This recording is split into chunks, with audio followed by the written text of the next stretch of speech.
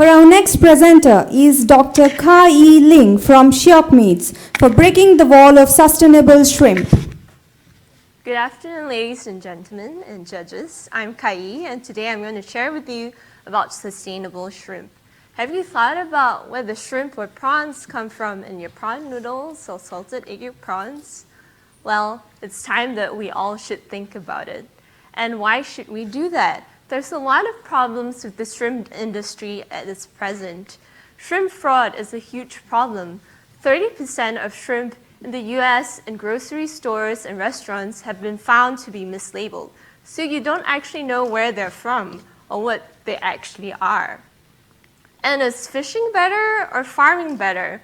Not really. For fishing, for 1 kilogram of shrimp that you catch, 20 kilograms of innocent sea creatures are being sacrificed, just gone. And we're overfishing at the moment. That's not enough time for us to grow the shrimps to the size we want. And at the rate of population growth, we will not be able to supply the shrimp that we need to feed the population. In addition, the ocean is getting more and more polluted every day. Microplastics, chemicals, where does this all go when you dump it into the ocean? It just stays there. There's no way to clean it out. And for farming, it's not much better. All the harmful chemicals we need to use for intensive farming, pesticides, hormones, antibiotics, all of these accumulate in our body when we eat it.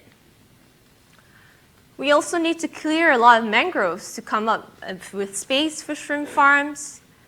And also, slave laborers are being used to peel the shrimp to give you your deshelled prawns that you have. So what can we do about it? The new way of making use of stem cell technology and tissue engineering provides us a new way to make food. So what is shrimp that we eat actually? It's made up of muscle and fat. And with stem cell technology, we harvest the stem cells that gives us the muscle and fat and feed it with its customized nutrient broth, or what we call culture media. And when at production, we'll look like a brewery, but instead of making beer, we're making prawns. And what we get from it at the end is a minced paste.